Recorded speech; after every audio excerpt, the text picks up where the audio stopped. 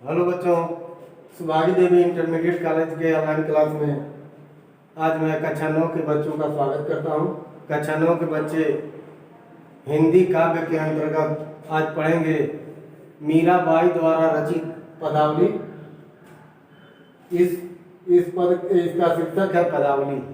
जो हिंदी का ये पाठ 2 है। पाठ 2 के पदावली को पढ़ेंगे। इसके लेखिका या कवित्री कहा जाए मीराबाई जी हैं। पहले एक बार पढ़ा जाए।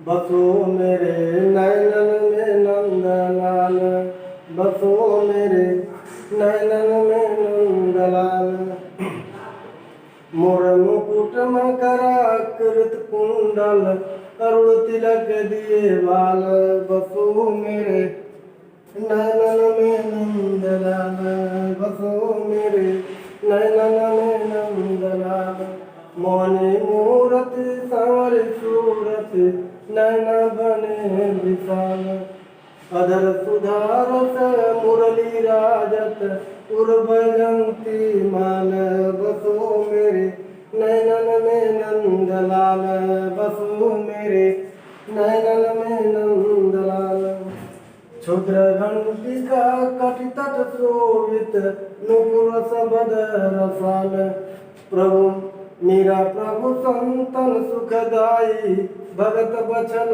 गोपाल, बसो मेरे नैनन में नंदलाल, बसो मेरे नैनन में नंदलाल। पहले इसके संदर्भ को बता दें, प्रसंग को भी सुन लीजिएगा, तब इसकी व्याख्या को बताएंगे। प्रस्तुत पद संदर्भ बता रहे हैं। प्रस्तुत पद हमारी पाठ्य पुस्तक हिंदी काव्य खंड के अंतर्गत हिंदी काव्य खंड से उद्धृत पदावली नामक शीर्षक से लिया गया है। इसके रचयिता कवित्री मीरा जी हैं। ठीक। और प्रसंग क्या है? प्रसंग में इसमें यही है कि मीरा जी नंदलाल अर्थात कृष्ण को अपने नैनों में बस जाने की बात कर रही हैं। हे नंद के लला, हे श्याम, मेरे कृष्ण में, मेरे नेत्रों में बस जाए। आगे देखिए।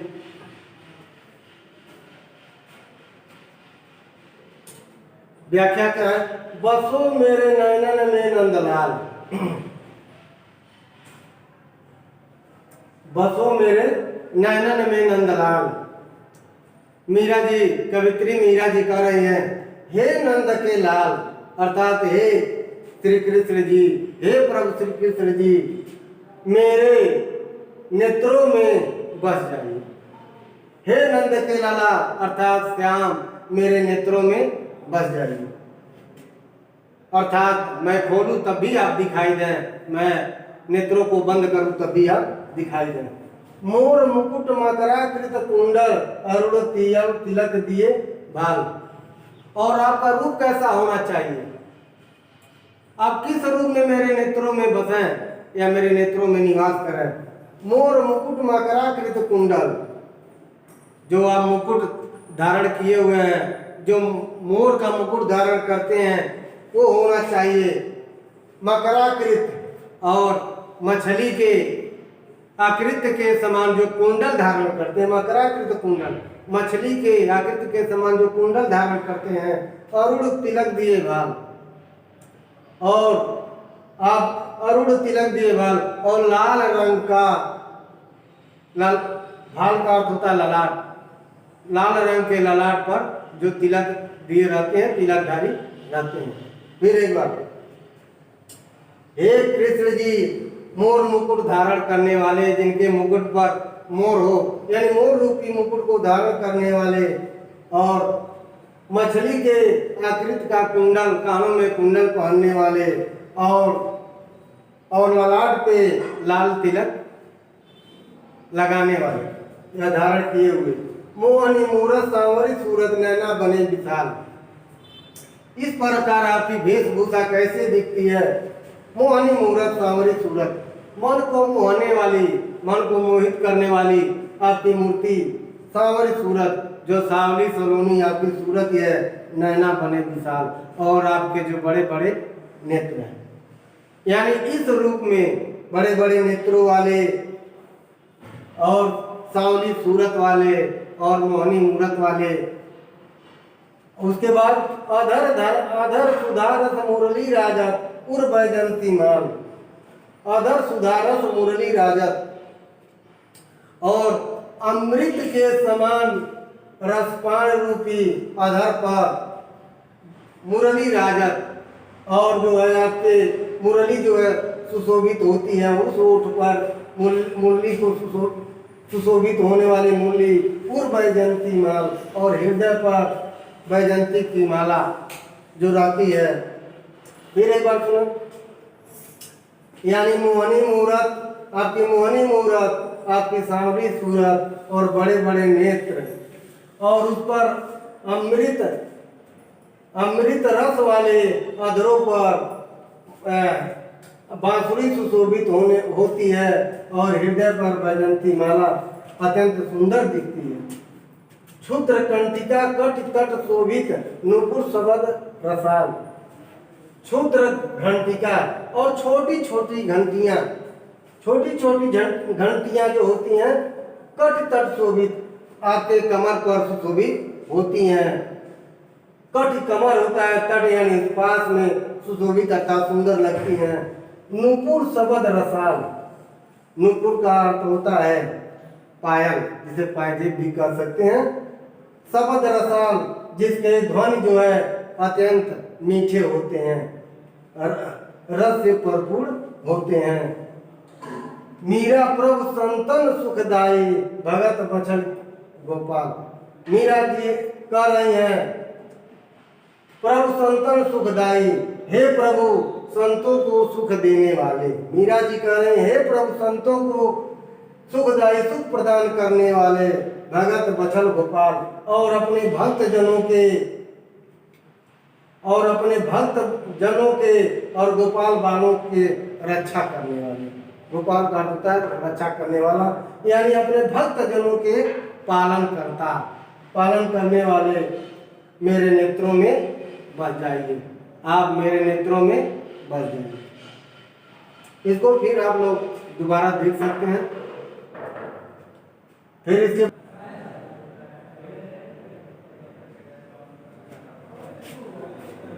देखो बच्चों, अब अगली वाली पद को आप लोग देखें।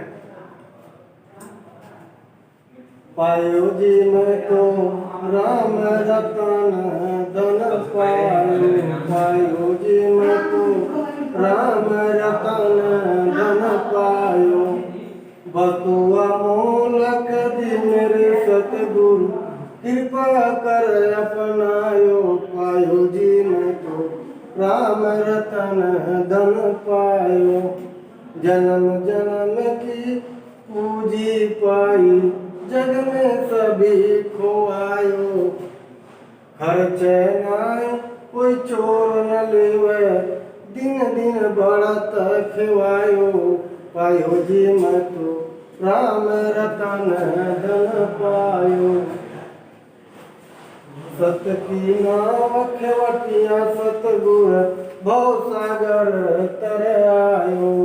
मीरा के प्रभु गिरधर नगर हरख हरख जस गायो। पायो जी मैं तो राम रतन धन पायो, पायो जी मैं तो राम रतन धन पायो।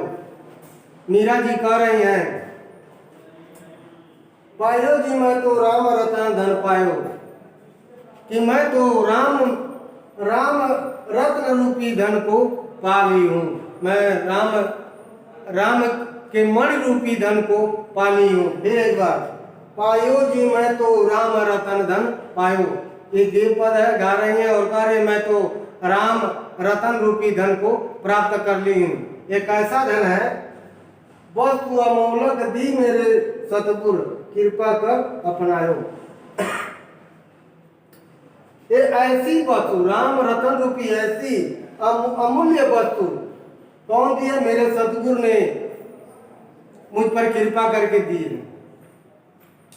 मेरे सतगुरु ने मुझ पर कृपा करके ये अमूल्य रूपी वस्तु को मुझे दी है, और जिसको मैंने अपना लिया। जिसको क्या किया?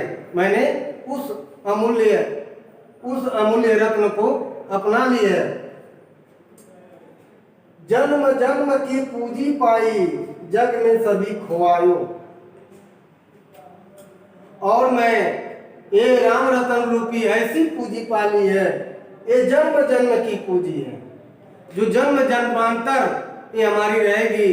अर्थात इस जन्म के बाद भी जो अगले जन्म तक ये हमारी पूंजी बरकरार रहेगी। जग में सभी खोआयो, और बाकी सब ये संसार में मोह माया है, वो उसको मैंने छोड़ दी हूँ, उसकी चिंता मैंने छोड़ दी है। जग में सभी खोआए, जो मोह माया के बंधन था, जो मोह माया था इस संसार को के मोह माया को मैंने त्याग दिया। खर्चे नाई कोई चोर न लेवे, दिन दिन बढ़त सवायो। खर्चे नाई यानी इस राम रतन रूपी धन को खर्च करने पर यह समाप्त नहीं होता। कोई चोर न लेवे, न इस राम रतन रूपी धन को कोई चोर ले सकता है, चुरा सकता है। दिन दिन बढ़त सवायो, इस राम रतन रूपी धन को जितना ही खर्च किया जाए, वह दिन प्रतिदिन उसका सवैया बढ़ता रहता है। अर्थात दूना तीना ऐसे करके बढ़ता रहता है। अर्थात रोजाना वो सवा रूप में बढ़ता रहता है, जबकि अन्य कोई मोह माया वाली वस्तु है, ये भौतिक वस्तुएं हैं, वो खर्च करने पर घटती हैं। लेकिन ये राम रतन रूपी धन है, जितना ही इसको खर्च किया जाए वह दिन दूनी रात चौगुनी के हिसाब से बढ़ती रहती है। सत की नाव खेवटिया सतगुर, भव सागर तर आयो।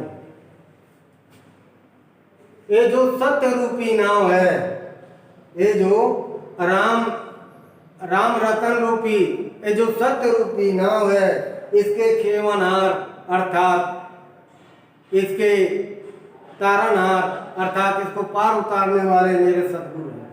अर्थात मेरे सतगुरु की कृपा से ही मुझे राम रतन रूपी धन प्राप्त हुआ है। कहने का अर्थ है ये है भव सागर तरायो। और इस राम रतन रूपी नाव से मैं इस भव सागर को पार कर ली हूँ। इस भव सागर से मुक्ति ली। कहने का अर्थ है सत की नाव खेवटिया सतगुर, भव सागर तर आयो। इस सत्य रूपी नाव को के खेवनहार कौन है? मेरे सतगुरु हैं।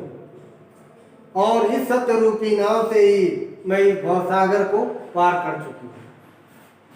मीरा के प्रभु गिरधर नागर, हरक हरक जस गायो।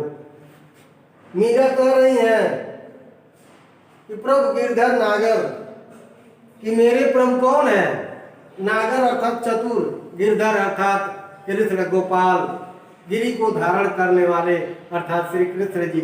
मेरे प्रभु कौन है? वे चतुर श्री कृष्ण गिरी, वे श्याम कृष्ण कन्हैया है। हरक हरक जस गायो। इसलिए मैं हरक हरक प्रसन्न हो करके, खुश हो करके उनके जस, उनके यशों के गुणों के गान को गा रही हूँ। अर्थात मैंने तो राम रतन रूपी धन प्राप्त कर लिए। बच्चों, इसको आप लोग इस व्याख्या को पढ़ लीजिएगा। जो भी है मैंने विधिवत से बता दिया हूँ, और इसको आप लोग किताब पर भी लिख सकते हैं। कॉपी पर इसको पूरा कर लीजिएगा, थोड़ी किताब कर दिया। और इसके बाद वाला वीडियो हम पद का वीडियो बाद में बनाएंगे। तब तक के लिए